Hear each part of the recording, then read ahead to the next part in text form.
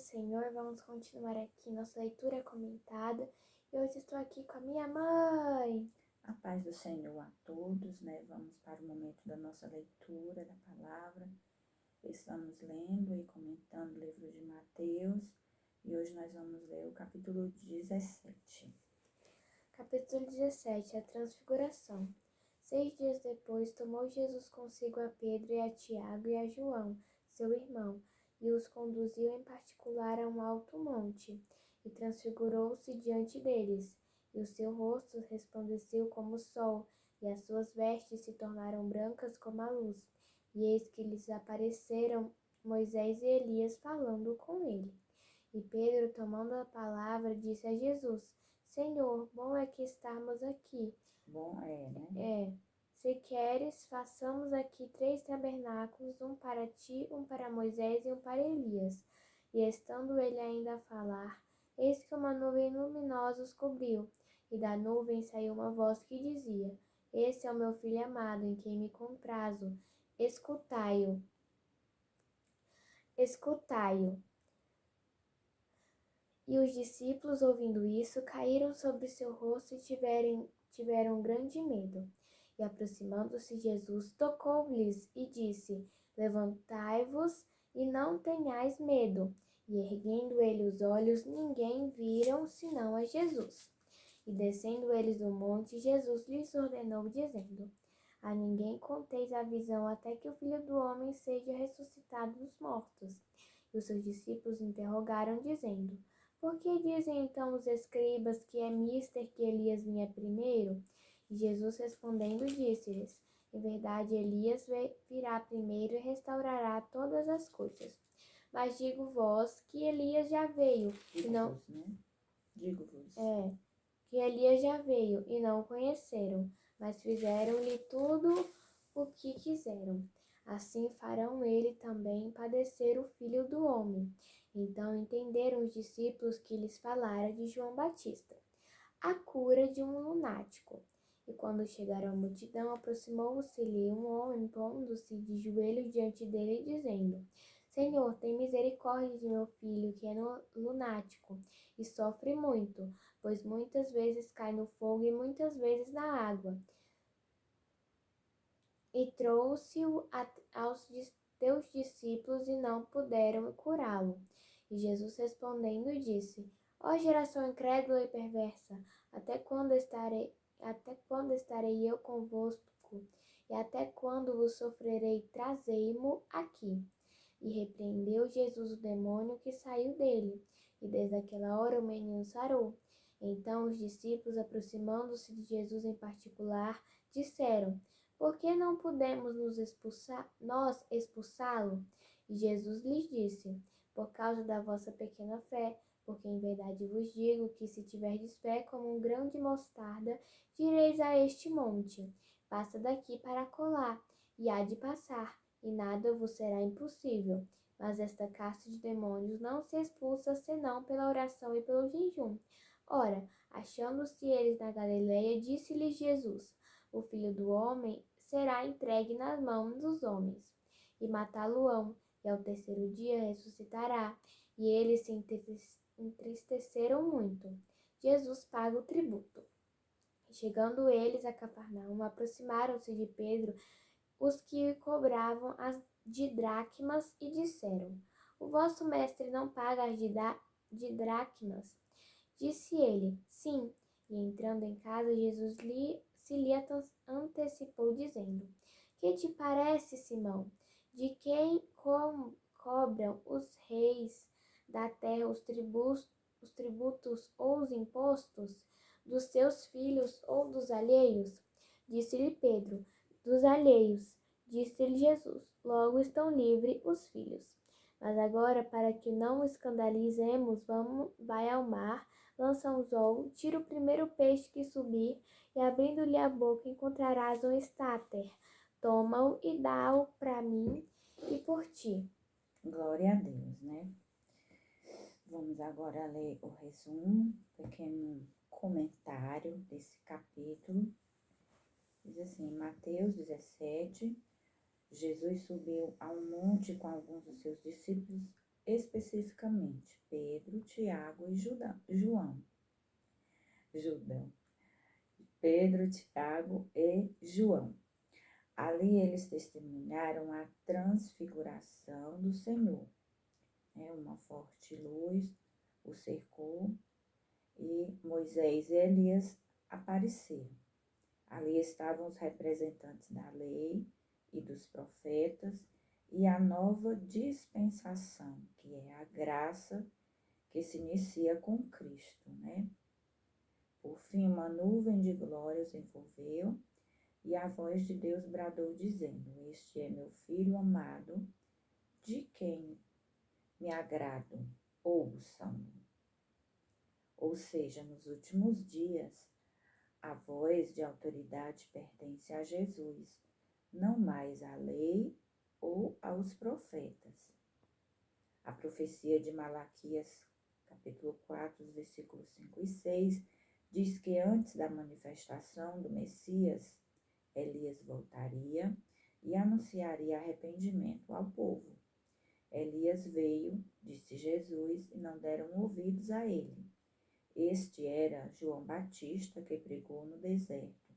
Comia gafanhotos, mel silvestre, se vestia com pele de animais, batizava com água e anunciava a chegada do reino de Deus e do Messias. No caso, não é que Elias nasceu em João, mas sim que João, ele tinha o mesmo caráter de Elias, ele era como Elias foi. É isso que Jesus quis dizer. Após isso, o escritor relata que um pai aflito pede a Jesus que liberte a seu filho da opressão maligna.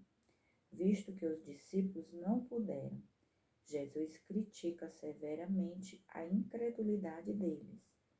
Em seguida, ordena que o menino seja trazido e o cura. Perplexos, os discípulos perguntam ao Senhor por que não puderam curá-lo.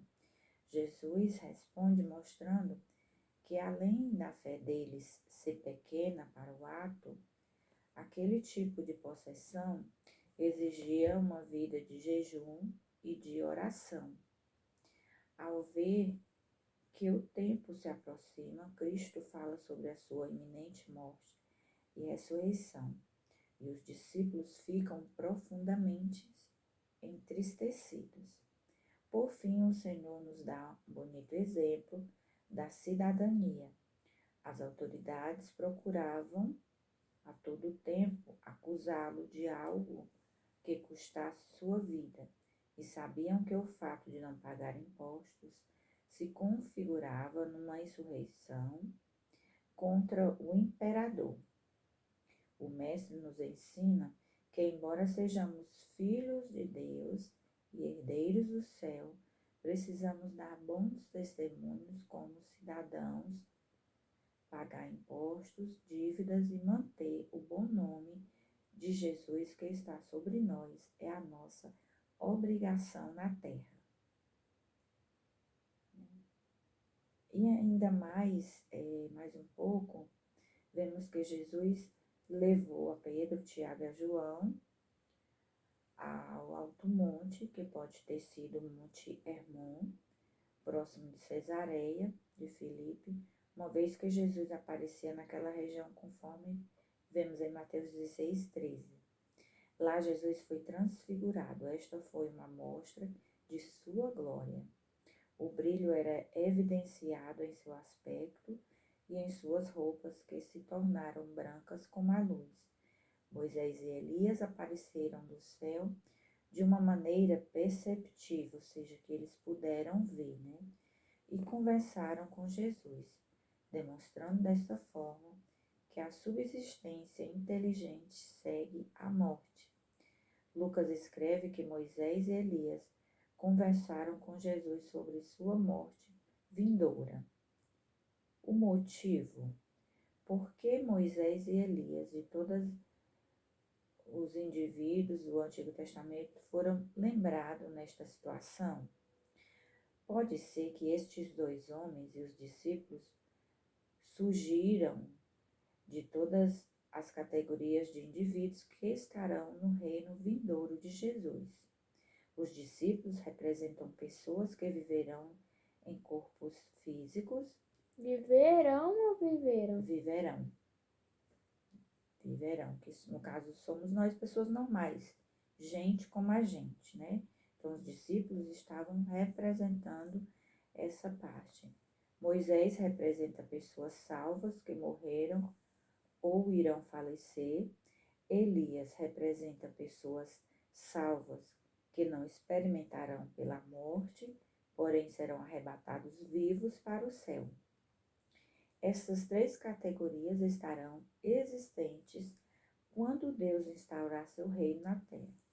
Além disso, o Senhor estará em sua glória, como encontrava-se na transfiguração, e o reino ocorrerá na terra, como claramente verificou-se. Os discípulos estavam, então, desfrutando de um antegozo do reino que o Senhor prometeu. Né, que também lá em Apocalipse diz que haverá uma grande transformação, né? Desde o pecado de Adão e Eva, a terra geme por essa transformação. Então, a terra será transformada, será implantado o reino do Senhor, haverá novo céu e nova terra. Pedro pareceu sentir o significado do episódio, uma vez que ele sugeriu que construísse 3 abrigos para Jesus, Moisés e Elias. Ele viu neste episódio o cumprimento da festa judaica dos tabernáculos, que parecia de 2 formas.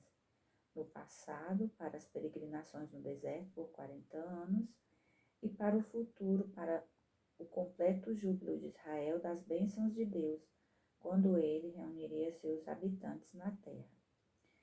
Pedro entendeu, certo, em seu julgamento sobre o que estava acontecendo. Ele viu o reino, porém, ele julgou errado sobre seu tempo.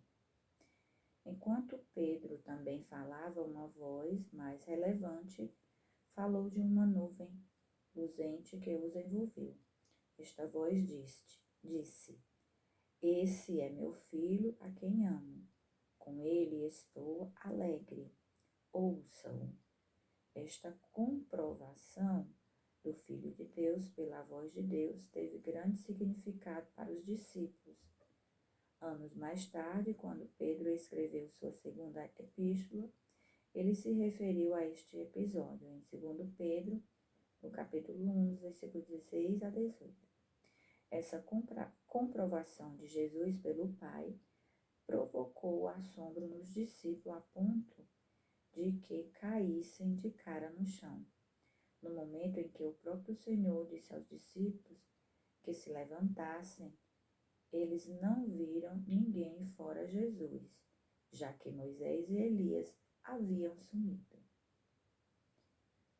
No momento em que esse modesto grupo voltou da montanha, Jesus disse aos 3 para não contarem a ninguém o que haviam testemunhado até que ele tivesse ressuscitado dos mortos.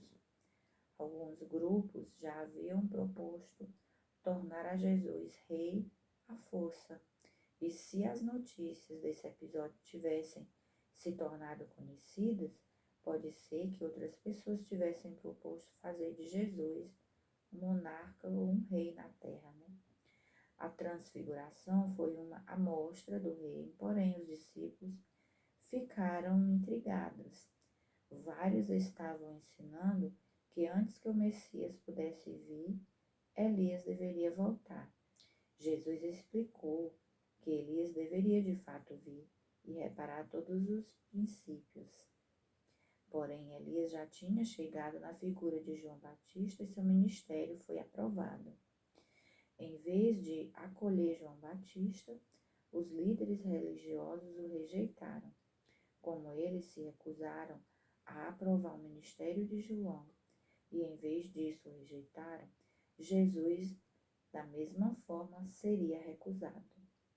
No primeiro anúncio sobre o surgimento de João, Zacarias, seu pai, foi informado de que iria na presença de Deus, no espírito e poder de Elias.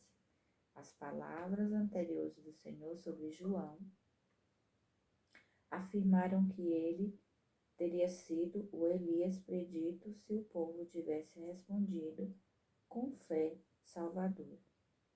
Tudo o que é preciso para revelar o reino do Messias foi feito. A única coisa que faltava era o acolhimento pela comunidade de seu rei justo. Amém.